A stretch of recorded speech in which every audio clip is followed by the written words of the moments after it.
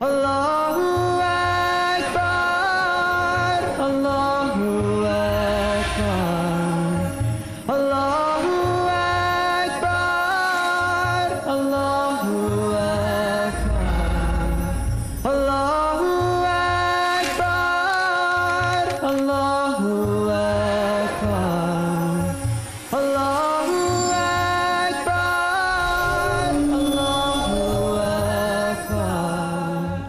Allahu Akbar, Allahu Akbar, Allahu Akbar. قابل احترام ناظرین، قرآن مجید کے مفہوم اور مطالب کو سمجھنے کے شائقین، السلام علیکم ورحمۃ اللہ وبرکاتہ۔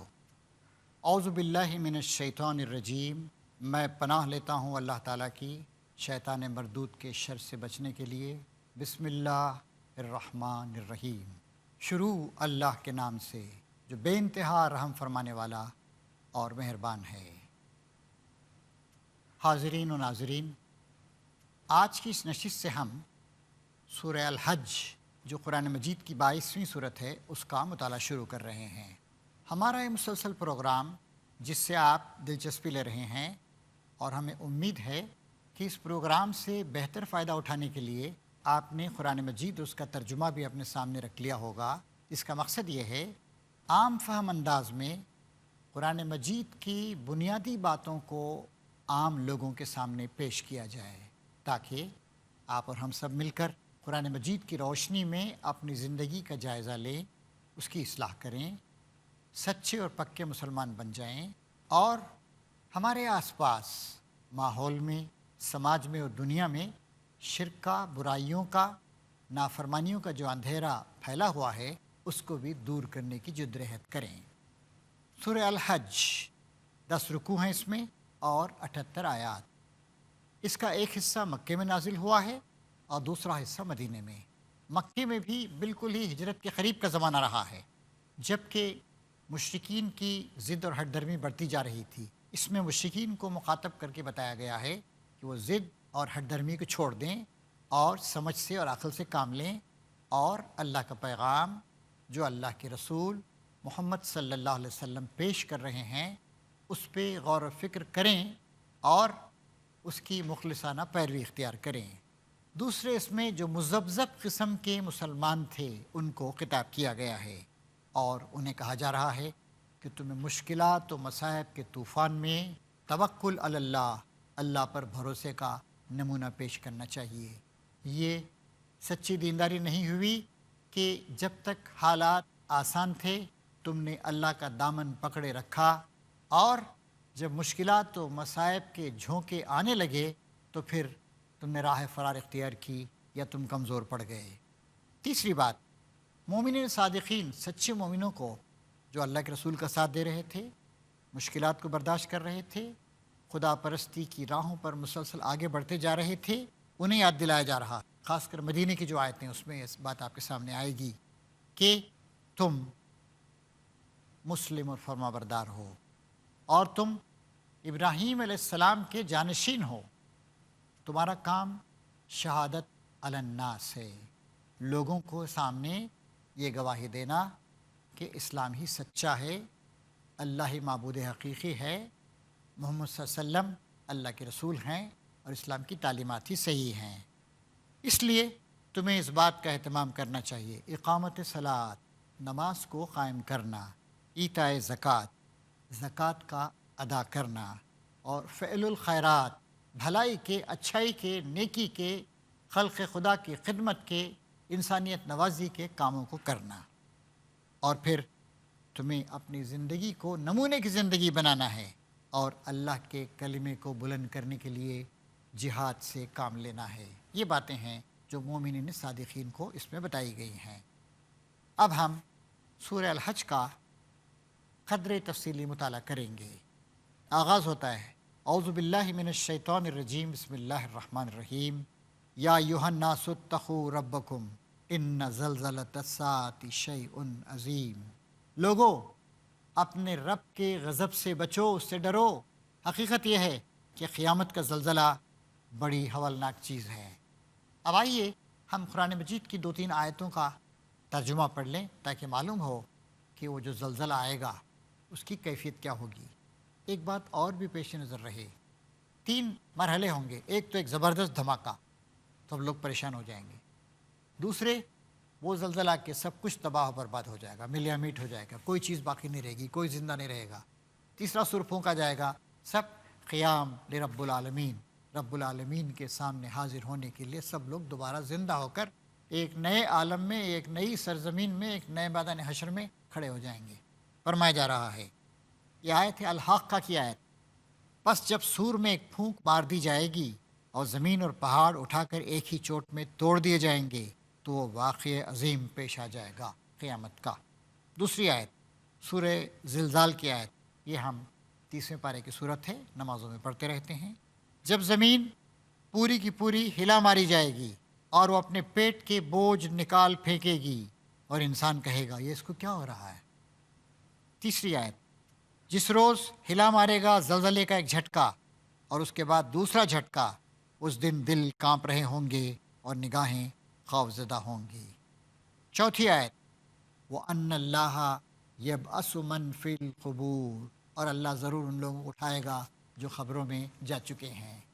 بڑے ہی مدلل انداز سے، لاجیکل انداز سے باتیں ہم کو سمجھائی جا رہی ہیں۔ ضرورت ہے کہ ہم تھوڑا دیر ٹھہر کر ان باتوں کو ہماری موجودہ معلومات کی روشنی میں سمجھنے کی کوشش کریں۔ فرمایا جا رہا ہے اللہ تعالیٰ دوبارہ زندگی عطا کرے گا یا نہیں، عطا کر سکتا ہے یا نہیں، اس کا امکان ہے یا نہیں، یہ ضروری ہے یا نہیں، یہ حکمت کا تقاضا ہے یا نہیں۔ اللہ تعالیٰ کہتا ہے ہم نے تم کو پہلے مٹی سے پیدا کیا، آدم علیہ السلام کو پیدا کیا تھا، پھر نطفے سے، مرد کا نطفہ اور عورت کی طرف سے آیا ہوا ایک ایگ سیل، غیر مرئی نظر نہیں آ سکتا ہے، بہت ہی مائکرونک ہوتا ہے، بہت ہی چھوٹا ہوتا ہے، اس کے ذریعے سے ان دونوں کے ملنے سے اللہ تعالیٰ نے تم کو پیدا کر دیا۔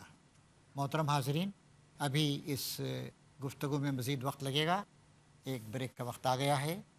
آپ ان باتوں کو اپنے ذہن میں رکھیے، سوچتے رہیے، انشاءاللہ 1 آدھ منٹ کے بعد ہم پھر اپنی بات کو جاری کریں گے۔ اس وقت تک کے لیے ہم کو ایک چھوٹا سا بریک لینے کی اجازت عنایت فرمائیے۔ محترم ناظرین، بریک کے بعد دوبارہ آپ کا خیر مقدم ہے۔ آئیے سورہ الحج کی آیات پر غور و فکر جاری رکھیں۔ بات ہمارے سامنے آ رہی تھی کہ اللہ تعالیٰ فرما رہا ہے قیامت آئے گی یا نہیں، جس پہ تم بحثیں کرتے ہو بغیر علم کے، ذرا غور و فکر کر کے دیکھو ہم نے تم کو کس طرح پیدا کیا۔ پہلے ہم نے تم کو مٹی سے پیدا کیا، آدم علیہ السلام، اور پھر اس کے بعد ایک ایسا سسٹم جاری کر دیا، ایک سسٹمیٹک سسٹم، بہت ہی منظم، بہت ہی پریسائز، ایگزیکٹ ٹائپ کا سسٹم۔ باپ کے بعد بیٹا، بیٹے کے بعد پھر اس کے بعد بیٹا، پیدا ہوتے چلے جا رہے ہیں۔ نطفہ، سیمن، ایک وقت میں ایک مرد کے بدن سے جتنا سیمن نکلتا ہے اس میں 20 سے 30 کروڑ تک سپرمز ہوتے ہیں، صرف ایک سپرم چاہیے۔ اور اسی زمانے میں ماں کے اویریز سے، جہاں چھوٹے چھوٹے انڈے بنتے ہیں، ایک اووا، ایک چھوٹا سا انڈا آتا ہے، مائکروسکوپک ہوتا ہے، دیکھ نہیں سکتے آپ اس کو ان آنکھوں کے ذریعے سے، وہ دونوں مل جاتے ہیں، اور ملنے کے بعد حمل کا آغاز ہو جاتا ہے، استقرار حمل، کنسیپشن شروع ہو جاتا ہے، ماں کو بھی خبر نہیں ہوتی۔ تو دیکھیے کس پیچیدہ طریقے سے اللہ تعالیٰ اس کام کو کر رہا ہے۔ پھر ذرا اس بات پہ غور کیجئے، پوری کائنات کو چھوڑیے، آدمی اپنی تخلیق پہ غور کرے۔ کیا کسی انسان کے اپنے قابو میں یہ ہے کہ پیدا ہو جائے؟ کہ اس نے اپنے آپ کو پیدا کر لیا ہے؟ کروڑوں کی تعداد میں جو سپرمز تھے اس میں سے کون سا سپرم جا کر اس انڈے کو چھوئے گا، اور استقرار حمل جو ہوگا کیسا ہوگا؟ پھر وہ جو سپرم ہوگا، ہو سکتا ہے مختلف سپرمز کی صلاحیتوں میں اور خاصیتوں میں فرق ہو، وہ کیا صلاحیتیں لے کر آئے گا، وہ کون سے جینز لے کر آئے گا، اس کا ڈی این اے کیسا ہوگا، یہ ساری کی ساری باتیں نہ خود وہ شخص طے کرتا ہے جو پیدا ہوگا، نہ اس کے ماں باپ طے کرتے ہیں۔ اور پھر اس کے بعد اللہ تعالیٰ فرماتا ہے کہ پھر خون کے لوتھڑے سے پیدا کیا تم کو، پھر گوشت کی بوٹی سے جو شکل والی بھی ہوتی ہے اور بے شکل بھی۔ یہ تخلیق کے مراحل ہیں، انسان کے پروان چڑھنے کے مراحل ہیں، اور اس کے لیے بہت زیادہ آج کے جدید علوم کی ضرورت نہیں، بلکہ پہلے زمانے میں بھی، آج سے 1000 2000 3000 سال پہلے بھی مختلف اوقات میں وضع حمل ہو جایا کرتا تھا، حمل ضائع ہوتا تھا، تو لوگوں نے، اس زمانے کے حکماء نے، طبیبوں نے سمجھ لیا کہ اچھا یہ اتنے دنوں میں یہ ہوا، اتنے دنوں میں یہ ہوا، اتنے دنوں میں یہ ہوا۔ اب اس بات پہ غور کیجئے کہ یہ جو ایک بچے کی اس طریقے سے تخلیق ہو رہی ہے، تخلیق کے مراحل کو طے کر رہا ہے، مردہ چیزیں ہی تو ہیں اس کے اندر، کیا ہے اس کے اندر؟ تھوڑا کاربن ہے، تھوڑا فاسفورس ہے، اور تھوڑا کیلشیم ہے، تھوڑا میگنیشیم ہے، تھوڑا سلیکا ہے، اور یہ سب کی سب چیزیں جو ہیں وہ سب کی سب چیزیں مردہ ہیں۔ یہ سارے کیمیکلز، یہ سارے ایلیمنٹس، یہ سب کے سب مردہ ہیں، لیکن اللہ تعالیٰ اس کے اندر زندگی پیدا کر دیتا ہے۔ انسان ایک جیتی جان ہوا۔ تو ایک جگہ کسی شاعر نے کہا، یہ مشت خاک، یہ ایک مٹھی مٹی، یہ کس طریقے سے جان کے سانچے میں ڈھلتی ہے، اللہ ہی جانتا ہے، ہم نہیں جانتے ہیں۔ بڑا ہی پیچیدہ عمل ہے، اور یہ ساری کی ساری چیزیں بے جان ہیں، یہ سارے مادے بے جان ہیں۔ یہ سالٹس جو استعمال ہوتے ہیں، یہ امینو ایسڈ جو استعمال ہوتے ہیں، یہ ڈی این اے جو ہوتا ہے، یہ مختلف عناصر جو آتے ہیں جس سے فارمیشن ہوتا ہے، جس سے سپرم بنتا ہے، جس سے اووا بنتا ہے، سب کے سب بے جان مادے ہیں، کسی کے اندر کوئی جان نہیں، لیکن اللہ تعالیٰ اس کے ذریعے سے آخرکار ایک جاندار انسان کی تخلیق شروع کر دیتا ہے۔ ہم جس نطفے کو چاہتے ہیں ایک وقت خاص تک رحموں میں ٹھہرائے رکھتے ہیں، کون سا حمل آخر تک پہنچے گا، بچے کی صورت میں ڈھلے گا، اور کون سا حمل بیچ میں ہی ضائع ہو جائے گا، اس کی بھی کوئی گارنٹی نہیں۔ کبھی کبھی ویسے ہم جانتے ہیں کہ اللہ تعالیٰ ہر وقت ہزاروں لاکھوں بچوں کو پیدا کر رہا ہے۔ آج کل کے جو فگرز ہمارے سامنے آتے ہیں وہ یہ ہیں کہ ہماری زمین پر، کرۂ ارض پر، گلوب پر ایک منٹ میں 268 بچے پیدا ہوتے ہیں، اور اگر آپ اس کو کیلکولیٹ کریں تو آپ کو معلوم ہوگا کہ ایک گھنٹے میں تقریباً 16,000 بچے پیدا ہوتے ہیں زمین پر۔ ایک دن میں تقریباً 4.25 لاکھ بچے پیدا ہوتے ہیں ہماری زمین پر، اور سال بھر میں تقریباً 14 کروڑ سے زائد بچے پیدا ہوتے ہیں۔ اتنا بڑا کارنامہ ہے تخلیق انسانوں کے بنانے کا۔ اور کون سا بچہ کیا صلاحیتیں لے کر آئے گا، کیا ایبیلٹیز اس کے اندر ہوں گی، صحت اس کی کیسی رہے گی، کہ ڈی این اے کی کیفیت کیا رہے گی، یہ ساری کی ساری باتیں جو ہے اللہ تعالیٰ طے کرتا ہے۔ اور انسان ہی تو سب سے بڑی مخلوق ہے کہ اللہ تعالیٰ نے انسان کو بہت ساری مخلوقات پر فضیلت عطا فرمائی، چاند، سورج، ستارے، سب کے سب انسان کی خدمت کے لیے اللہ تبارک و تعالیٰ نے لگا دیے۔ تو ذرا اس بات پہ غور کیجیے، اللہ تعالیٰ ہمیں بتا رہا ہے کہ اس طریقے سے ہم انسان کی تخلیق کا آغاز کرتے ہیں، پھر اسے پروان چڑھاتے ہیں، پھر تم کو ایک بچے کی صورت میں نکال لاتے ہیں، ایک نئی ہی مخلوق، پھر تمہیں پرورش کرتے ہیں تاکہ تم اپنی پوری جوانی کو پہنچو۔ پرورش جو ہوتی ہے، یہ بھی جتنی غذائیں ہم کھاتے ہیں وہ سب کی سب مادی چیزیں ہوتی ہیں، کوئی زندہ چیز نہیں ہوتی۔ ساری غذائیں جو ہم کھاتے ہیں، وٹامنس کھاتے ہیں، پروٹینز کھاتے ہیں، کاربن کھاتے ہیں، کئی طرح کی چیزیں کھاتے ہیں جو ترکاریوں میں ہوتے ہیں، پھلوں میں ہوتے ہیں، دودھ میں ہوتے ہیں، سب کے سب مردہ چیزیں ہیں، لیکن انسان کی پرورش ہوتی رہتی۔ پھر تمہیں پرورش کرتے ہیں تاکہ تم اپنی پوری جوانی کو پہنچو، اور تم میں سے کوئی پہلے ہی واپس بلا لیا جاتا ہے، پوری جوانی کو پہنچنے سے پہلے ہی یا بوڑھے ہونے سے پہلے ہی، اور کوئی بدترین عمر کی طرف پھیر دیا جاتا ہے تاکہ سب کچھ جاننے کے بعد پھر کچھ نہ جانے۔ پارکنسن ڈیسیز آ جاتا ہے، ڈیمنیشیا، بھول جانے کی بیماری آ جاتی۔ ابھی کل پرسوں ہم نے ایک واقعہ پڑھا کہ ایک شخص جو 35 سال کی عمر میں ہی شیزوفرینیا کا شکار ہو گیا، رہنے والا تھا بنگلور کا، اسے کچھ یاد نہیں رہتا تھا، ادھر ادھر چلا کہ بمبئی میں پایا گیا، اور پڑا ہوا تھا یہاں پر اور ایک بیچارے سوشل ورکر نے اس کو اٹھایا، پھر اس کے بعد 2 مہینے تک جدوجہد کر کے پولیس کے پاس فون کر کے بنگلور میں اس کے لوگوں کا پتہ پا کر اس کو وہاں تک یہ کیا۔ ویسے بھی جو آدمی بہت زیادہ بوڑھا ہو جاتا ہے، ارذل العمر، بدترین قسم کی عمر میں پہنچتا ہے، تو جان کر بھی کچھ بھی نہیں جانتا ہے۔ اس نے بڑی بڑی کتابیں لکھی ہوئی ہوتی ہیں، وہ بڑا فلاسفر رہا ہوتا ہے، لیکن سب کچھ بھول جاتا ہے۔ ہاں، کبھی کبھی اپنی کتابوں کو، اپنے پرانے کارناموں کو، اپنے ورثفات کو دیکھ کر خوش ہو لیتا ہے کہ ہاں میں نے کیا تھا، اب وہ نہیں کر سکتا، دوہرا نہیں سکتا ہے، تاکہ سب کچھ جاننے کے بعد پھر کچھ نہ جانے۔ اور تم دیکھتے ہو کہ زمین سوکھی پڑی ہے، پھر جہاں ہم نے اس پر مہ برسایا کہ ایکائک پھبک اٹھی اور پھول گئی، اس نے ہر قسم کی خوش منظر نباتات اگلنی شروع کر دی۔